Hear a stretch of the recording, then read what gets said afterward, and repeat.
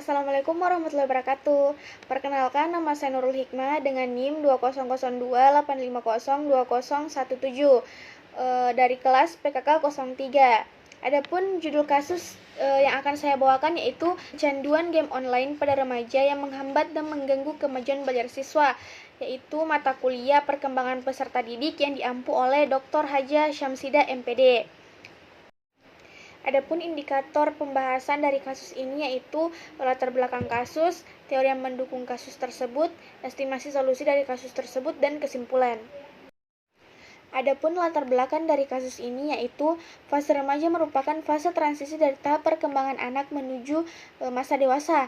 Banyak terjadi perubahan pada remaja, mulai dari perubahan secara fisik, emosi, maupun psikologi. Saat ini, perkembangan teknologi yang cepat menyebabkan remaja mulai mengikuti perkembangan arus teknologi yang biasa dikenal dengan internet.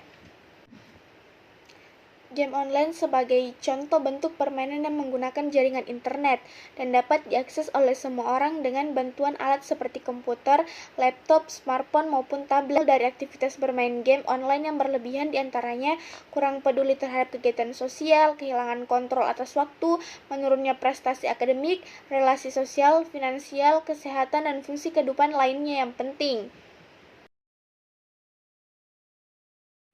Game online satu dari berbagai komoditi global yang tidak saja memanjakan penggemarnya dalam suatu sensasi ekstasi permainan, simulasi-simulasi yang menghanyutkan, tetapi juga mampu membuat kecanduan bagi pemakainya.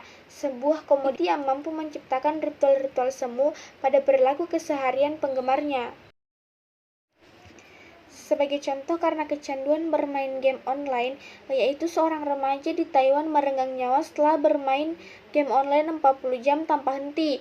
Di Indonesia sendiri, 10 anak di Banyumas diagnosa mengalami gangguan mental akibat kecanduan game online dan harus mendapat terapi di RSUD Banyumas.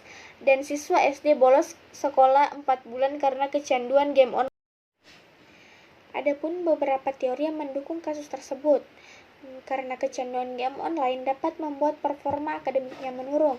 Waktu luang yang seharusnya sangat ideal untuk mempelajari pelajaran di sekolah justru lebih sering digunakan untuk menyelesaikan misi dalam game online. Daya konsentrasi remaja pada umumnya terganggu sehingga kemampuan dalam menyerap pelajaran disampaikan guru tidak maksimal. Gangguan perkembangan neurologi berat yang mempengaruhi cara seseorang berkomunikasi dan berinteraksi dengan orang lain di sekitarnya. Sebuah penelitian menemukan bahwa pemain game online biasanya hanya terpaku pada permainannya saja, tanpa peduli dengan lingkungan sosial yang akan menyebabkan masalah kepribadian seperti kurangnya percaya diri, introvert, sering mengalami cemas yang berlebih. Adapun beberapa teori perkembangan peserta didik yang berhubungan dengan kasus ini, yaitu yang pertama, kecerdasan emosional. Kemampuan emosional atau menurut Gardner disebut sebagai kecerdasan interpersonal ditandai dengan kemampuan memahami perasaan sendiri dan kemampuan membedakan emosi serta pengetahuan tentang kekuatan dan kelemahan diri.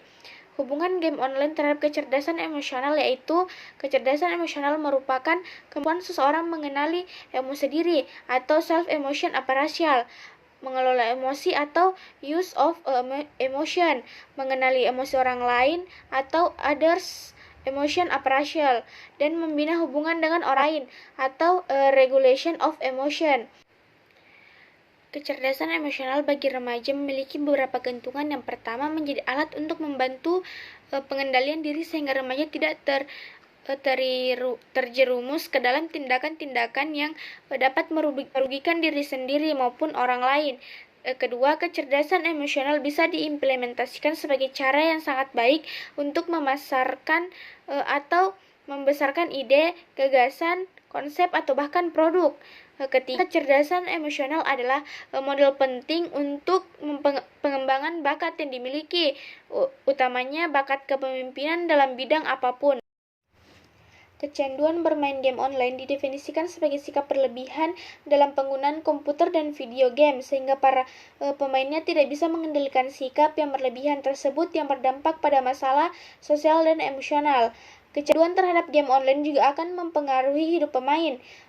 Pemain game online yang mengalami kecanduan akan merasa hidupnya membosankan jika mereka tidak memainkan game online. Saat asyik bermain game online, seringkali tanpa sadar emosinya terbawa dengan permainan yang ia mainkan, yang membuat siswa tersebut cenderung mudah tersinggung, marah, dan secara tiba-tiba menjadi bahagia.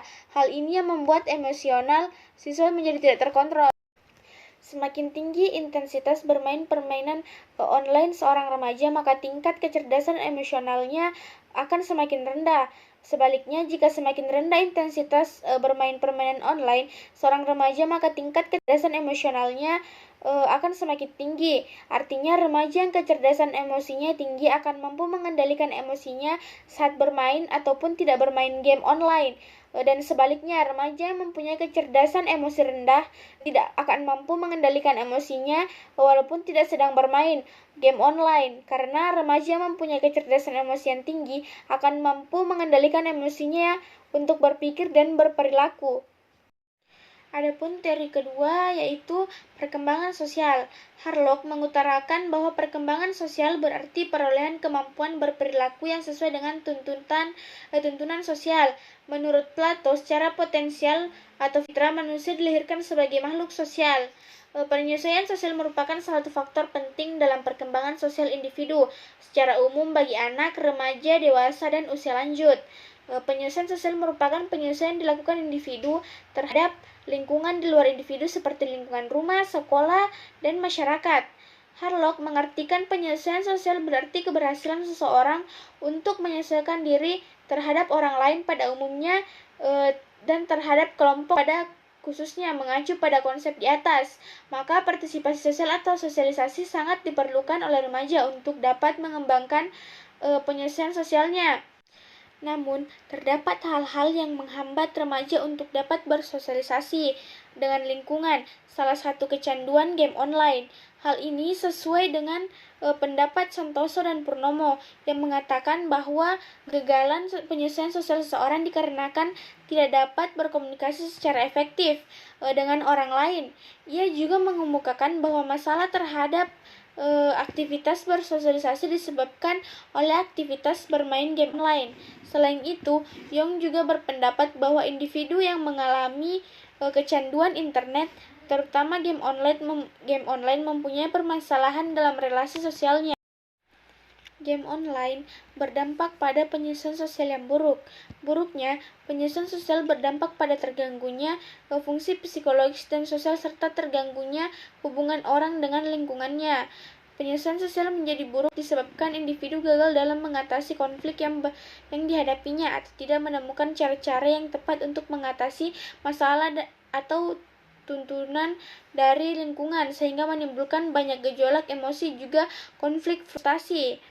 Dalam lingkungan sekolah, remaja yang kecanduan game online akan bersikap kurang menghargai dan menerima peraturan sekolah, kurang berpartisipasi dalam kegiatan-kegiatan sekolah, kurang menjalin persahabatan dengan teman-teman di sekolah, bersikap tidak hormat terhadap guru, pemimpin sekolah, dan staf sekolah. Adapun estimasi solusi dari masalah tersebut diantaranya, game online akan berdampak positif apabila dimanfaatkan untuk hiburan, di mana segala rasa penat dan stres dapat dikurangi dengan bermain game. Namun yang terjadi saat ini, game online banyak dimainkan secara berlebihan dan digunakan sebagai tempat untuk melarikan diri dari realitas kehidupan, sehingga yang terjadi adalah kecanduan game online. Untuk mencegah kecanduan game online pada remaja yaitu 1. Attention switching adalah kegiatan yang dilakukan untuk mengalihkan perhatian pemain dari keterlibatan yang berkelebihan terhadap game online. Yang kedua, dissuasion adalah tindakan yang dilakukan untuk mencegah bermain game online dengan cara memberi nasihat. Yang ketiga, education mengacu pada pengetahuan atau fokus upaya pendidikan yang bertujuan pada kognisi seseorang. Yang keempat, parental monitoring adalah upaya yang dilakukan orang tua dalam memperhatikan anaknya. Yang kelima, restriction adalah pembatasan berbagai sumber daya untuk bermain game. Adapun kesimpulan dari kasus ini yaitu permainan atau game sangat berpengaruh besar manakala hanya digunakan secara sepihak, artinya tidak diimbangi oleh kegiatan bernilai sehingga hanya berdampak negatif, khususnya pelajar. Pelajar mempunyai kompetensi yang tinggi pada pendidikan, namun apabila game mengalahkan kegiatan utama, maka hal ini tentu saja menimbulkan efek tidak baik dalam memotivasi belajar. Kriteria seorang kecanduan game online sebenarnya hampir sama dengan jenis kecanduan lainnya, akan tetapi game online dimasukkan ke dalam golongan kecanduan psikologis dan bukan kecanduan secara fisik. Itu saja pemaparan dari kasus ini. Sekian dan terima kasih. Saya akhiri dengan ucapan Assalamualaikum warahmatullahi wabarakatuh.